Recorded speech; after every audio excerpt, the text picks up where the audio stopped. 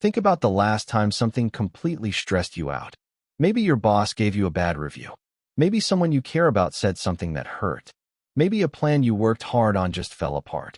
And you spend hours, maybe days, replaying it in your head, trying to fix it, trying to figure out how to change it. Here's what I want to ask you. How much of what you were trying to fix was something you could actually change?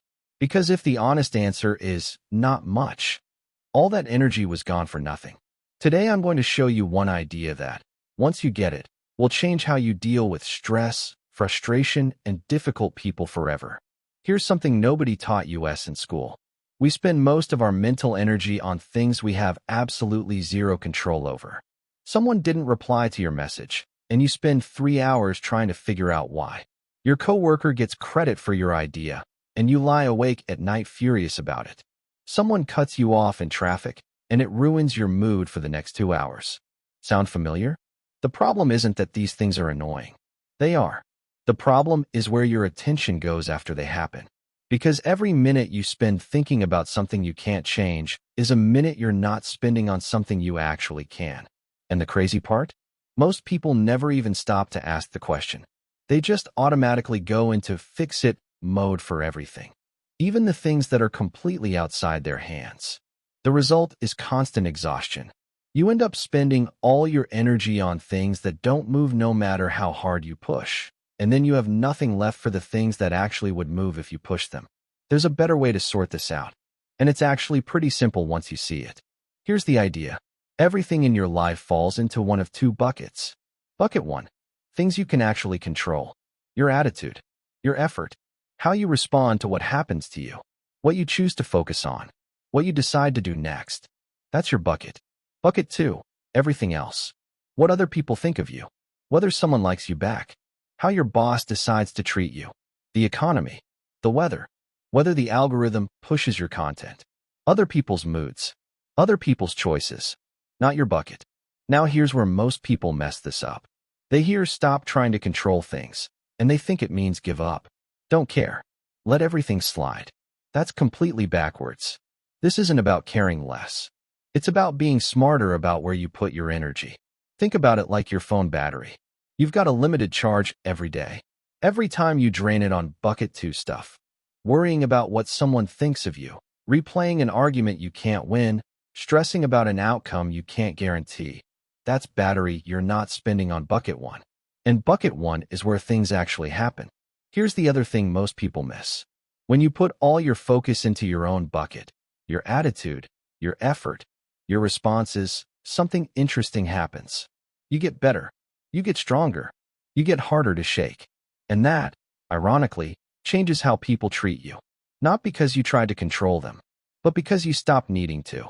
The results you were chasing by trying to control everyone else, respect, trust, influence, those things actually come naturally when you pour your energy into what's genuinely yours.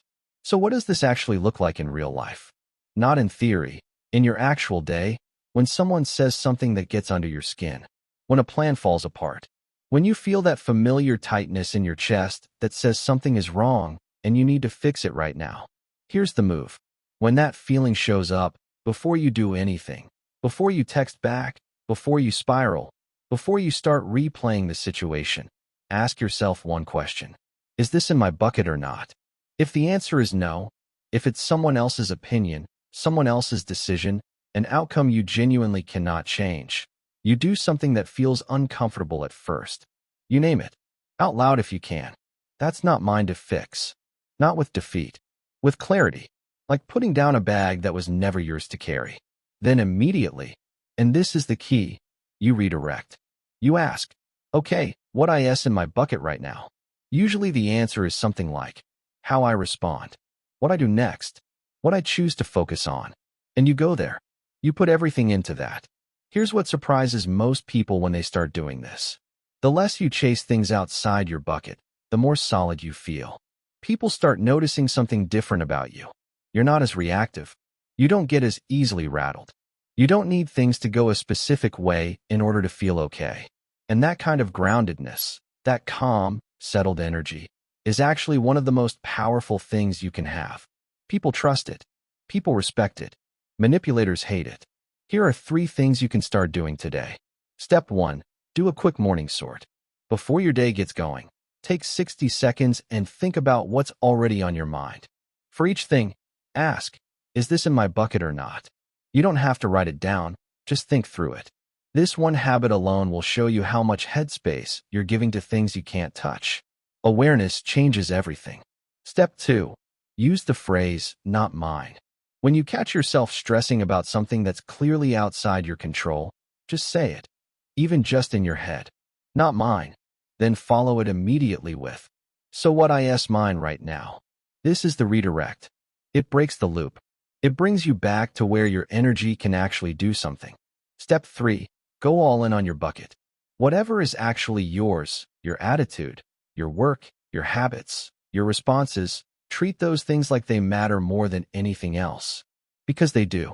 The results people try to get by controlling everything around them, respect, confidence, good relationships, those things build naturally when you put your energy into the right place. Every hour you stop wasting on bucket 2 is an hour you can invest in bucket 1. And that investment compounds. Here's the bottom line.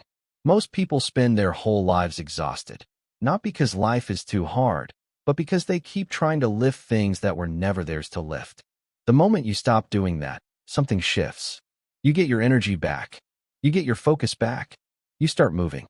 Not because the world got easier, because you stopped fighting it in the places where you never had a chance and started putting everything into the places where you always did. That's not giving up. That's being smarter than almost everyone around you. If this hit home, subscribe. There's a lot more coming.